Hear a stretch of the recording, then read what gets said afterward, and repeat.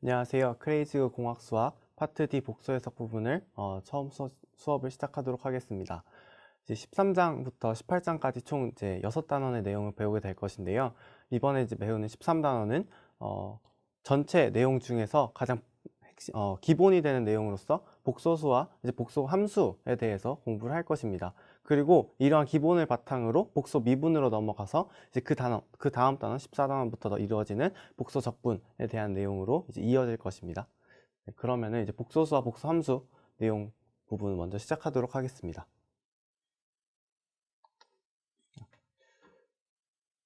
네, 그래서 오늘 이제 수업을 할 내용은 13.1단원부터 13.2단원까지의 내용인데요. 13.1단원부터 이제 보시면은 이제 가장 먼저 복소수라고 하는 개념이 등장을 하게 됩니다. 복소수는 이제 고등학교 때도 배웠지만 우리가 알고 있던 실수 범위에서는 이러한 2차 방정식이 주어졌을 때 2차 방정식의 근을 우리가 구할 수 없게 됩니다. 이제 그것을 더 이상 근이 없다라고 말을 표현을 하는 것이 아니라 이제 수학자들이 어떤 새로운 단위의 수를 만들어냄으로써 이제 이것도 근을 표현을 할 수 있게 만든 건데요. 그것을 우리는 이제 i라고 표현을 하고 i 혹은 이제 뭐 전기과나 이런 쪽에서 이제 J로 표기도 하기도 하는데요. 이제 일단은 i로만 여기서 i로 표기하도록 하겠습니다. 그래서 이제 i는 허수 단위라고 표현을 합니다. 그래서 이제 여기까지 허수라고 하는 우리가 원래 알고 있었던 실수의 개념에서 더 새로운 숫자인 허수를 만들어내고, 그리고 이러한 실수와 허수가 모두 포함되어 있는 이런 더 큰 이렇게 실수라고 하는 영역이 이렇게 있고 허수라고 하는 영역이 이렇게 아예 이제 공통점이 하나도 없었는데, 근데 이 사이에 이걸 이제 모두 아우르는 새로운 이제 숫자를 만들어내고 이것을 우리는 이제 복소수라고 부릅니다. 그래서 이렇게 일반적으로 우리가 복소수를 표현을 하게 되는 것은 이제 이런 식으로 표현을 하게 되는데요. Z는 이제 일반적으로 복소수를 표현할 때는 우리 Z라는 기호를 사용을 하고, Z는 X 플러스 IY라는 형식으로 표현을 하는데, X와 Y는 여기서 실수입니다. 그리고 I는 이제 여기서 말씀드렸던 허수 단위를 그대로 사용을 하고 있고요. 그래서 여기 X와 Y는 모두 실수인데, X는 이제 Z의 실수 파트라 불러서 이제 리얼 줄여서 이제 RE라고 해서 REZ로 표현을 하고, Y는 이제 허수 부분이어가지고 이제 이미지너리의 허수 부분에서 IM 따와서 IMZ 이런 식으로 우리가 이제 표기를 할 것입니다. 그래서 이제 복소수 안에 실수와 허수가 포함된 건 어떻게 보이냐면, Y는 0을 대입하면은 그냥 Z는 X가 되는데, 그럼 그 Z 값은 실수가 되는 것이고, 그리고 X는 0을 대입하면 Z는 IY가 되는데, 그건 이제 허수가 되겠죠. 그래서 실수도 아니고 허수도 아닌 어떤 새로운 숫자, 그냥 이 가장 일반적인 형태의 복소수를 우리는 이제 아까 말씀드렸듯이 X 플러스 IY라는 식으로 쓰게 될 것입니다. 네, 그러면 이제 등장한 것이 복소평면이라고 하는 개념이 등장을 하게 되는데요. 이거는 이제 설명을 들으시면 이런 복소평면이라고 하는 개념이 당연히 나올 수밖에 없구나 라는 것을 알 수 있게 될 것입니다. 이제 우리가 일반적으로 어떤 실수 x를 표현을 할 때, 어떤 실수 x는 x0라는 점을 표현을 할 때 우리는 그냥 어떤 하나의 축 하나만 있으면은 이 x0라고 하는 점을 우리가 임의로 표현을 할 수 있습니다. 예를 들어 x0라고 하는 값이 1하고 2 사이에 어떤 값이다 라고 한다면 이런 식으로 우리가 표기를 할 수 있겠죠. 그리고 만약에 마이너스 2하고 0 사이에 뭐 어떤 값이다, 뭐 예를 들어 마이너스 1.5다 라고 하면 여기 이렇게 찍으면 되겠죠. x0를. 네, 그런데 복소수 같은 경우에는 예를 들어 Z는 x0 플러스 iy0라고 하는 값을 우리가 이 축 하나로만 표현을 한다고 한다면 x0 값은 우리가 표현을 할 수 있는데 iy0라고 하는 값은 우리가 표현을 할 수가 없게 됩니다.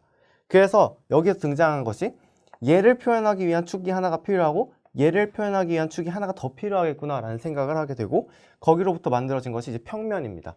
그래서 이것을 x0 값을 표현하는 x축과 y0 값을 표현하는 y축, 이렇게 두 개가 만나서 x0, y0라고 하는 요 점, 네, x0, y0라고 하는 요 점을 우리는 이제 z를 표기를 한다고 할 거고, 얘를 x0 플러스 iy0로 이런 식으로 평면상에서 이제 모든 복소수를 표현을 하게 될 것입니다.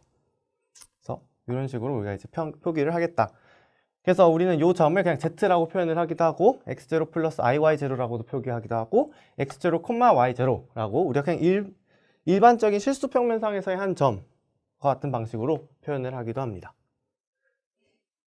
네, 그러면 이제 우리가 새로운 수를 정의를 하였기 때문에 그 안에서의 사칙연산이 어떻게 되는지부터 이제 보려고 하는데요. 덧셈과 뺄셈, 이제 두 복소수 Z1과 Z2를 이제 이런 식으로 설정을 하였다고 했을 때, 덧셈과 뺄셈 같은 경우에는 이제 되게 직관적으로 이루어집니다. 이제 Z1 더하기 Z2 혹은 Z1 마이너스 Z2 같은 경우는 이런 식으로 이제 이루어지게 되는데, 이제 실수 부분과 허수 부분을 각각 나누어서 계산을 하게 됩니다. 그래서 x1은 x2하고만 계산을 하면 되고 y1은 y2와 계산한 다음에 i를 붙여주면 됩니다. 그래서 x1 플러스 마이너스 x2가 이렇게 묶이게 되고, 그리고 y1 플러스 마이너스 y2가 이렇게 묶이게 됩니다. 네, 이제 곱셈과 나눗셈이 조금 더 복잡해지는데요. 곱셈 같은 경우에는 이제 곱셈을 이렇게 표현을 합니다. 분배 법칙이 그대로 성립을 하기 때문에 이제 이런 식으로 분배 법칙을 쭉 풀어 쓸 수 있습니다. 쭉 풀어 쓰게 되면은 이제 여기에서 이제 i 제곱이 형성이 되는데요. 이제 교환 법칙이 성립을 하니까 i 제곱 같은 경우에는 마이너스 1이라고 우리가 맨 처음에 정의를 했기 때문에 이제 이런 식으로 얘는 마이너스 곱하기 y1, y2가 됩니다. 그래서 이제 x1 요 부분이 이렇게 x1, x2 마이너스 y1, y2가 되고, 그다음에 요거는 이제 그대로 써서 이렇게 됩니다. 그래서 곱셈과 같은 경우에는 여기 보시면 좀 이렇게 직관적이진 않지만 그래도 그냥 풀어 쓰면 이렇게 될 것이다 라는 것을 분배 법칙을 통해서 확인할 수 있습니다. 이제 마지막 나눗셈입니다. 나눗셈은 나눗셈이 이제 어떻게 계산을 하냐면, 일단 과정은 여기 그대로 나와 있는데요. 이제 여기에서 궁금한 점은 이제 이렇게 여기에서 요건 그대로 가고, 여기에서 이렇게 넘어갈 때 요거랑 요거랑 무슨 차이가 있나 보면은 분모 분자에 요 값을 곱해주는 차이가 있습니다. 그럼 이 값을 왜 곱해주느냐, 왜 하필 이 값이냐 라는 생각이 들 수 있는데요. 이것은 이제 뒤에 나오는 공액복소수라는 개념을 배우시면 좀 더 잘 와닿겠지만, 일단은 어떤 이제 좋은 아이디어가 떠올라서 이것을 곱했다라고 생각을 합시다. 그럼 이것을 곱하면은 신기하게도 이 부분을 이제 계산을 하게 되면 여기 보시면 얘랑 얘랑 이렇게 곱하고 얘랑 얘랑 곱해서 더하게 되면 0이 나옵니다. 그래서 얘네를 계산을 하면은 x2의 제곱 더하기 y2의 제곱이라고 하는 실수값이 등장을 하게 됩니다. 그래서 분모가 완전 실수로 표현이 되고, 그리고 분자 같은 경우에 이걸 그냥 쭉 풀었으면은 이런 식으로 이거 플러스 i 곱하기 요거로 이제 표현이 되는데요. 근데 우리는 이제 z2분의 z1이라고 하는 거를 우리는 앞에서 복소수는 이러한 형태 a 플러스 ib, 이때 a하고 b는 이제 실수인 이러한 형태를 복소수라고 정의를 하였기 때문에 이제 나눗셈을 하여도 그 값을 복소수로 표현을 하고 싶은 것이고, 그래서 이러한 형태로 표현을 하고 싶은 것입니다. 그래서 이러한 형태로 표현을 하기 위해서 이제 우린 분모는 이제 실수로 만들어 주었으니까 이런 식으로 나눠 쓸 수 있다 라는 것까지 알 수 있습니다. 그리고 그러면은 여기에서 이제 우리가 아까 좋은 아이디어라고 말씀드렸던 이 값들은 왜 이 값을 생각을 하게 되었는지는 이제 결국은 분모를 실수로 만들어 주기 위함인데, 분모를 실수로 만들어 주기 위해서는 이제 실수 부분과 허수 부분 그대로 쓰고 그 대신 플러스 마이너스만 바꿨으면 된다라는 것도 여기서 이제 눈치채실 수 있습니다. 그 이유는 다음에 배우도록 하겠습니다. 이제 그래서 여기서 제가 말씀드렸던 이제 복소수의 덧셈과 뺄셈 부분은 이렇게 그림으로 복소 평면상에서 나타낼 수 있는데요. 어떠한 두 점, Z1과 Z2를 이렇게 이 두 점으로 나타냈다고 합시다. 그럼 두 점의 덧셈은 복소 평면상에서 우리가 나타낼 수 있는데요. 그것은 이제 Z1은 X1 y1으로 나타내고 Z2를 X2, y2로 나타내게 되면은 이제 Z1과 Z2로 이루어진 이 평행사 변형을 만들 수 있습니다. 이제 Z2와 평행하면서 길이가 똑같은 애 이렇게 그 Z1부터 시작해서 이렇게 그리고 나머지 이렇게 이어주면은 이러한 평행사 변형을 만들 수 있게 되는데, 이 평행사 변형의 대각선 얘가 이제 Z1 더하기 Z2가 됩니다. 이제 그것은 그냥 이 점이 이제 Z1 더하기 Z2의 결과가 우리가 이제 Z1을 X1 더하기 IY1, Z2를 X2 더하기 IY2라고 했을 때 Z1 더하기 Z2는 X1 더하기 X2 플러스 I의 Y1 더하기 Y2라고 하는 것을 우리가 알고 있습니다. 그래서 얘를 이제 좌표 평면상에서 복소 평면상에 나타내게 되면은 그냥 X1 더하기 X2, y1 더하기 y2가 된다는 것을 알고 있는 거죠. 그래서 이 두 점과 이 세 점 사이의 관계는 이렇게 평행사변을 이룬다는 것을 우리가 이제 알고 있기 때문에 이런 식으로 표현이 됩니다. 그럼 뭐 이 두 점의 중점 찍으면 중점이 이거의 절반이니까 요거랑 요거는 평행사변형의 성질을 해서 두 길이가 같으니까 그렇게 되겠죠. 그래서 뺄셈과 같은 경우에도 이제 마이너스 Z1 더하기 Z2 같은 경우에는 Z1을 이제 원점에 대해 대칭시키면 마이너스 Z1이 될 거고, 그 다음에 이 마이너스 Z1과 Z2를 더하게 되면은 이제 마이너스 Z1 더하기 Z2, 즉 Z2 마이너스 Z1 값을 우리가 뺄셈을 계산할 수 있게 됩니다. 이제 13.1단원의 마지막에 나오는 부분이 공획 복소수입니다. 공획 복소수는 이제 영어로 컴플렉스 컨주게이트 넘버라고 부르는데요. 공획 복소수라고 하는 개념은 되게 이제 자주 등장하는 개념입니다. 그래서 어떤 복소수 z는 x 플러스 iy에 대해서 공획 복소수는 무엇이냐 하면 z에다가 이렇게 위에 바를 붙이게 됩니다. 이제 바를 붙이는 것은 무슨 의미냐라고 한다면 이제 허수 부분 y 대신에 마이너스 y를 대입합니다. 마이너스 y를 대입해서 이런 식으로 표현하는 애를 우리는 이제 공획 복소수라고 합니다. 공획 복소는 이제 많이 사용이 되니까 이거 꼭 기억을 해줬으면 좋겠습니다. 그래서 이것이 갖는 특징은 이제 뭐 4가지 정도로 이제 정리를 할 수 있는데요. 첫 번째로 이제 한번 더해 봅시다. 두 개를 더해 보면 이렇게 얘 더하기 얘를 하면은 이제 허수 부분이 지워지기 때문에 실수 부분만 남고 2배가 됩니다. 그래서 2x가 되고, 앞에서 우리는 x는 이제 실수 부분이기 때문에 리얼 z로 표현을 한다는 것을 배웠습니다. 그래서 여기로부터 이제 얘는 얘랑 같으니까 2로 나눠주면 z의 리얼 파트는 이제 자기 자신과 그것의 공획 복소수를 더한 것을 2로 나눈 것과 같다라는 것을 알 수 있습니다. 그리고 또 한번 빼보면은 이제 z-z 바를 해보면은 이런 식으로 계산이 되는데, 이것은 이제 실수 부분 요번에 다 지워지기 때문에 허수 부분만 남게 되고 2iy가 된다는 것을 알 수 있습니다. 그리고 y가 우리가 이제 허수 부분이었기 때문에 이미지너리 z라고 표현을 해서 이런 식으로 표현이 된다는 것도 알고 있습니다. 그래서 이제 여기와 같이 이런 식으로 표현이 가능하다. 이것도 여기 마이너스가 돼야 되네요. 네, 이런 식으로 표현이 된다는 것도 알 수 있죠. 다음에 이제 곱해 봅시다. 곱하게 되면 이제 이게 아까 나왔던 특징인데요. 자기 자신과 그것의 공획 복소수를 곱하게 되면은 여기서 보면 x제곱 이제 마이너스 iy의 제곱인 iy의 전체 제곱인데, 그러니까 x의 제곱 마이너스 iy의 제곱이 되는데, 얘는 x의 제곱 더하기 y의 제곱이 되는 거죠. 왜냐면 i 제곱이 마이너스 1이니까. 그래서 이런 식으로 x제곱 더하기 y제곱으로 나타나게 되고, 이것은 우리는 이제 다음 단원에서 배우겠지만 복소수의 크기의 제곱이다 라는 것도 우리가 알 수 있습니다. 간단하게 설명을 드리면 이제 어떤 복소수를 아까 이제 저희가 복소 평면에 나타낼 수 있다고 하는데요. 복소 평면상의 어떠한 점 우리가 이제 z를 나타내었을 때 z의 크기를 우리가 정의를 할 건데, 그 크기는 어떻게 정의되냐면 이제 크기는 이제 z는 우리가 x, y라고 나타낼 수 있다고 말했잖아요. 그래서 이렇게 있는 이 길이를 이제 우리는 복소수의 크기라고 말할 겁니다. 근데 여기에서 어쨌든 피타고라스 정리가 성립을 하기 때문에 요 길이가 x고 요 길이가 y이기 때문에 여기 90도고, 그래서 요 길이는 루트 x제곱 더하기 y제곱이 된다는 것을 알고 있습니다. 그런데 아까 z 곱하기 z 바를 하면은 x의 제곱 더하기 y의 제곱이 되기 때문에 얘는 길이의 제곱이 되는 거죠. 길이의 제곱. 얘가 길이이기 때문에. 네. 이렇게 된다는 것도 알 수 있습니다. 그래서 어떤 복소수로부터 이제 그 복소수를 실수로 만들고 싶다라고 한다면은 그 공획 복소수를 곱하게 되면은 실수가 된다는 것을 알 수 있습니다. 그 다음에 이제 마지막으로 복소수끼리 연산에 있어서 이제 바를 취해주게 됐을 때 어떻게 될 것이냐를 본다면, 이제 플러스 마이너스 같은 경우에는 이렇게 나눠주면 됩니다. 각각에 대해서 Z1에 나눠주고 Z2에 나눠주고, 그리고 전체에 대해서 바를 했을 때입니다.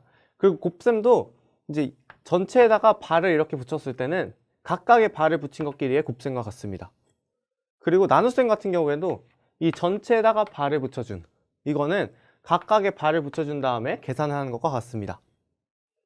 그래서 이거를 한번 이제 뭐 이거 다 증명이 가능한데요.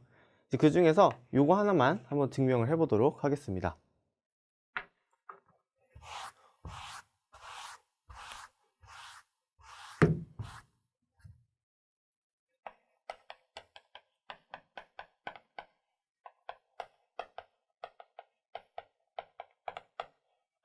Z1과 Z2를 이런 식으로 이제 두었다고 했을 때 Z1 곱하기 Z2는 X1 더하기 IY1 X2 더하기 IY2 해서 이제 그대로 계산 값을 사용을 하면 X1, X2 더 마이너스 Y1, Y2 플러스 이제 I에 X1, Y2 더하기 X2, Y1이 됩니다. 그래서 이제 우리가 알고 싶은 거는 Z1, Z2 전체 바가 Z1 바 곱하기 Z2 바가 되느냐, 이제 이걸 알고 싶은 것이기 때문에 전체 바를 치워줍니다. 전체 바를 치워주게 되면 요거만 마이너스로 바뀌면 되겠죠.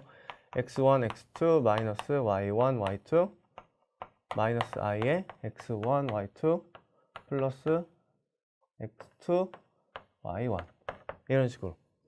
그러면 Z1 바 곱하기 Z2 바를 계산해 봅시다. 계산을 하면 이제 X1 마이너스 IY1 곱하기 X2 마이너스 IY2가 되고, 이걸 계산을 하면 X1, X2 이렇게 계산하면 마이너스 Y1, Y2 하고, 그 다음에 이렇게 계산하면 마이너스 I로 묶고 X2, Y1에 이렇게 계산하면은 플러스 X1, Y2가 됩니다. 그래서 이 결과를 비교를 하게 되면은 실수 부분은 X1, X2 마이너스 Y1, Y2로 갖게 되고, 허수 부분은 마이너스 I로 묶이는데 안에 들어가 있는 내용이 X1, Y2 플러스 X2, Y1 X1, Y2 플러스 X2, Y1 이 돼서 둘이 똑같다는 것을 우리가 알 수 있습니다. 네, 그러면 다음 내용은 이제 칠판을 지우고 수업을 하도록 하겠습니다. 이제 여기에서는 이제 극형식이라고 하는 것을 배우게 됩니다. 극형식은 이제 복소수를 표기하는 새로운 방법인데요. 앞에서는 우리 복소수를 Z는 X 플러스 IY라고 하는 이러한 표기법에 대해서 배웠습니다. 그런데 이제 어떤 다른 복소수 계산을 하거나 어떤 여러 가지 특성을 표현한 것에 있어서 이 방식이 조금 불편한 그런 경우가 있습니다. 그래서 이것을 조금 더 새로운 표현법을 사용을 함으로써 나중에 계산을 할 때 뭔가 도움을 더 쉽게 할 수 있도록 하기 위해서 새로운 표기법을 이제 사용을 하게 될 것입니다. 그것은 무엇이냐면 이제 우리가 이런 복수 평면을 이제 x, y라고 하는 어떠한 그런 점으로 이제 x와 y라고 하는 두 가지 실수로 이제 표현을 하게 되었는데요.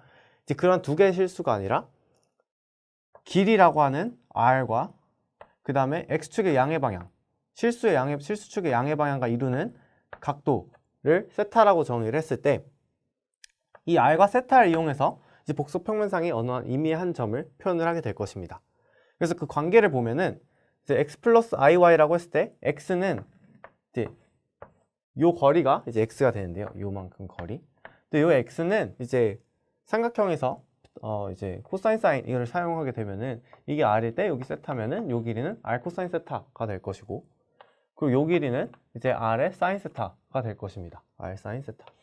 그래서 x하고 y를 이런 식으로 우리가 이제 표기를 할 수 있습니다. 그러면은 이제 r과 세타를 이용해서 임의의 복수 평면상의 임의의 한 점을 r과 세타를 이용해서 우리가 표기를 할 수 있게 되고, 그것은 이러한 표기법으로 이제 나타나게 될 것입니다.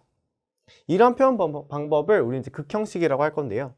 이제 그러면 여기서 r과 세타에 대해서 조금 더 자세하게 살펴보면은 r은 이제 아까 이전에 말씀드렸던 이 복소수의 크기가 됩니다. 절대값 z.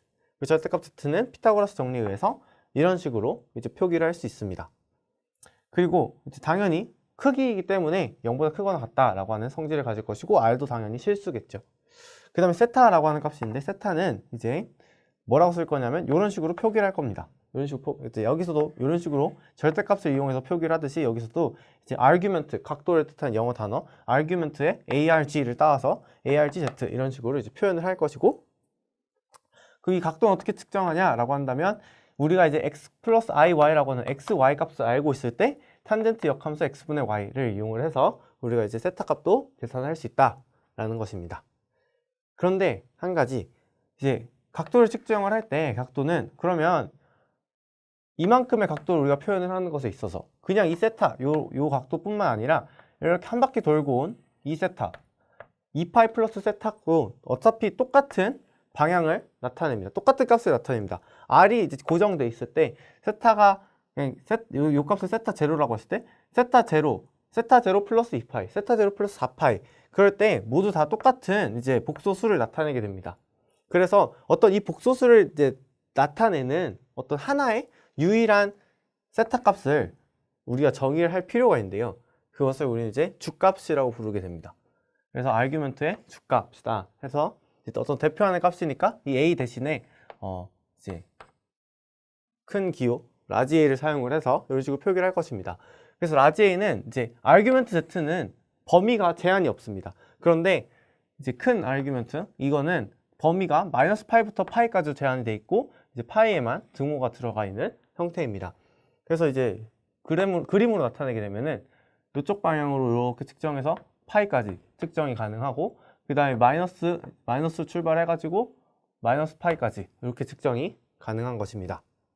그래서 이제 스몰 a 아규먼트와 라지 a 아규먼트의 관계식을 보면은 이런 식으로 표현을 할 수 있을 것입니다. 얘는 이제 0 이상의 정수. 네, 그래서 여기서 아까 말씀드린 이제 크기, 복소수의 크기라는 개념을 사용을 해서 삼각부등식을 우리가 볼 수 있는데요. 이제 앞에서 이제 복소수의 덧셈을 할 때에 이러한 복소수 Z1과 복소수 Z2에 대해서 크기는 요 길이는 Z1 크기가 되겠죠? 그리고 요 길이는 Z2의 크기, 절대값 Z2가 될 것입니다. 그럴 때 요 길이는 절대값 Z1 더하기 Z2가 되는데 우리가 요 길이랑 같기 때문에 요 삼각형을 보시면 삼각형의 두 변의 길이의 합은 반드시 다른 한 변의 길이보다 길기 때문에 이런 관계식이 성립을 하게 됩니다. 그래서 이거는 이제 물론 Z1과 Z2가 평행하지 않는다는 가정이 있어야겠죠. 그러면 이제 등호가 성립하지 않고 무조건 부등호로 성립을 하게 됩니다. 그래서 이걸 우리가 일반화시키면은 임의의 n개의 복소수를 우리가 더하게 되었을 때 모두 평행하지 않는다면 이렇게 부등호가 성립을 하게 될 것이다. 각각의 크기의 합보다 항상 작을 것이다 라고 하는 것도 우리가 알 수 있습니다. 이것의 증명은 이제 귀납적으로 증명을 해 나가시면은 이제 증명할 수 있을 것입니다. 그래서 우리가 이제 극형식으로 표기를 했을 때 특징인데요. 특징은 이제 먼저 크기는 곱한 것의 크기는 각각의 크기의 곱과 같다 라는 것. 또 나눈 것의 크기는 각각의 크기를 나눈 것과 같다 라고 하는 특징이 있습니다. 그리고 이제 각도에 대한 특징은 곱하는 것의 각도는 각각의 각도를 더한 것과 같다. 그리고 나눈 것의 각도는 각각의 각도를 뺀 것과 같다 라고 하는 특징이 있습니다. 그래서 이건 이제 곱한 거에 대해서 한번 증명이라기보다는 한번 그냥 풀어 쓰면요. 이제 우리가 임의의 두 복소수 Z1과 Z2를 이제 이런 식으로 표현할 수 있다라고 하는 것을 앞에서 배웠는데 이제 극형식이라고 말한다 했고 그걸 이제 크기를 R1, R2, 그 다음에 각도를 세타1, 세타2라고 이제 정의를 합시다.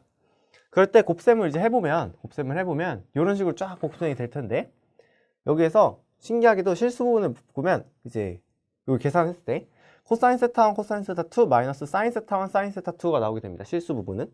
그리고 허수 부분은 사인 세타1, 코사인 세타2 더하기 코사인 세타1, 사인 세타2가 됩니다. 그런데 이거 굉장히 익숙해 보이는 건데요. 지금 고등학교 때 이제 상학함수의 덧셈 공식에서 이 값은 코사인 세타1 더하기 세타2가 된다는 것을 배웠고 이 값은 사인 세타1 더하기 세타2가 된다는 것을 배웠습니다. 그래서 이제 원래 것과 비교를 해보면 어쨌든 크기는 R1, R2인데 각각의 크기, 얘네가 이제 Z1, Z2의 크기니까 각각 크기의 곱이랑 같다는 것도 지금 증명이 된 거고 그리고 각도도 보면은 원래 각도 세타1, 세타2에 대해서 지금 각도가 세타1 더하기 세타2로 바뀐 것을 확인할 수 있습니다. 그래서 이제 이것도 증명이 된 것이죠. 똑같은 방식으로 이제 나눗셈도 하시면 이제 이러한 결과를 각각 얻을 수 있을 것입니다. 이제 다음으로 등장하는 것이 이제 그러면 복소수를 거듭 제곱했을 때 어떻게 나타날 것이냐. 이제 앞에서 말씀드렸듯이 z는 x 플러스 iy라고 둔 다음에 거듭제곱을 해도 됩니다. 그런데 이제 해보시면, 한 번만 해보면 z의 제곱은 x의 제곱 마이너스 y의 제곱 플러스 i의 2xy가 나타나게 됩니다. 뭔가 그럴싸한데 얘랑 얘랑의 관계식을 찾기가 너무 어렵죠. 그래서 극형식을 우리가 근데 생각을 해보면, 극형식으로 이제 복소수를 표현하게 되면 i 곱하기 코사인 세타 더하기 i 사인 세타로 표현을 하면, 우리는 이제 이런 관계식을 방금 배웠습니다. 절대값 z1, z2 두 개 곱한 거는 절대값 z1 곱하기 절대값 z2다 라고 하는 것을 배웠는데요. 만약에 z1과 z2가 그럼 같다면 얘는 둘이 같으니까 이렇게 표현이 될 것이고 각각 제곱이 됩니다. 그래서 이것을 우리가 z3제곱, z4제곱, z5제곱 이런 식으로 쭉 늘려서 zn제곱으로 이제 확장을 시키면 이런 식으로 표기가 될 것이고, 이제 z의 크기가 r이기 때문에 r의 n제곱이다 로 나타날 것을 알 수 있습니다. 그래서 z를 n제곱 했을 때의 크기는 이제 원래 z의 n제곱이랑 같고, 그러니까 크기의 n제곱이랑 같고, 그건 r의 n제곱이다 라고 하는 것을 우리가 쉽게 구할 수 있습니다. 그리고 그러면 z의 나중에 이제 우리가 z n제곱을 이제 알고 싶은 건데, z n제곱을 알고 싶을 때 얘를 결정하려면 이제 크기와 각도만 알면 됩니다. 근데 크기는 우리가 여기 구했으니까 그럼 이제 각도만 구하면 되는데요. 각도는 어떻게 구하냐면, 앞에서 또 이제 한 거 그대로 사용을 하면 z1과 z2가 같을 때는 이제 이런 식으로 표기가 되겠죠. 이것은 근데 아까 말했듯이 각도의 합과 같고, 각도의 합은 그래서 여기 두 개 같으니까 2배가 될 것입니다. 그래서 또 z제곱이 아니라 z3제곱, z4제곱, zn제곱을 늘려가게 되면 이런 식으로 성립하게 될 것이고, 이제 이 값은 세타라는 것을 우리가 알고 있기 때문에 이거는 이제 n세타로 나타나겠다라는 것까지 알 수 있습니다. 그래서 우리 이제 다 구한 거죠. zn제곱의 각도는 n세타고 zn제곱의 크기는 r의 n제곱이다 라는 것을 구해서 zn제곱은 이런 식으로 표기가 된다는 것까지 우리가 이제 보일 수 있습니다. 이제 이게 그래서 거듭제곱의 형태로 이제 매우 간단하게 이제 표현이 가능한 거죠. 각도는 n배 해주면 되는 거고, 이제 크기는 n제곱 해주면 되는 거고. 그래서 이제 특징적으로 r은 1일 때를 우리가 생각을 해보면, r은 1일 때 생각을 하면 코사인 세타 더하기 i 사인 세타의 n제곱을 하면은 그냥 n이 이렇게 각도로만 들어가면 된다. 그래서 이런 식으로 표기가 된다 는 것을 알 수 있고, 이거는 이제 드무아브르 공식이라고도 부릅니다. 이제 다음으로 배울 것은 근입니다. 근은 그러면 우리가 z의 n제곱은 구했는데, 그러면은 n제곱 근은 어떻게 되냐 라고 하는 문제입니다. z의 n제곱은 그러니까 하나로 우리가 이제 대응이 됐습니다. z가 r 곱하기 코사인 세타 더하기 i 사인 세타라고 했을 때 z의 n제곱은 뭐 r의 n제곱 곱하기 코사인 n 세타 더하기 i 사인 n 세타의 형식으로 나타나는데, 그러면은 n제곱 근은 어떻게 될 것이냐. 그러면 이제 z가 우리가 이제 알고 있다고 합시다. r과 세타 값이 이제 주어진 값인 거죠. 그러면 이제 얘를 어떻게 구할 것이냐 라고 한다면, 새로운 복소수 w를 얘 이제 w가 요것이라고 합시다. 그때 우린 w는 이렇게 두고, 우리가 결국 알고 싶은 건 얘가 뭔지 궁금한 거니까 w가 뭔지 궁금하게 된 것이고, w를 알려면 이 r과 p라고 하는 값을 구하게 됩니다. 그래서 이제 결국 r과 p가 무엇이냐 라고 하는 것이 이제 우리가 이제 구하고자 하는 문제로 바뀌게 됩니다. 그럼 이제 얘를 풀기 위해서 n제곱을 각각 해주면은 이제 얘는 우리가 구할 수 있으니까 w의 n제곱은 z가 되는데, w는 우리가 이렇게 뒀으니까, 그리고 앞에서 거듭제곱에 대해서 우리가 배웠으니까 w의 n제곱은 이런 식으로 표현된다 라는 것도 알 수 있죠.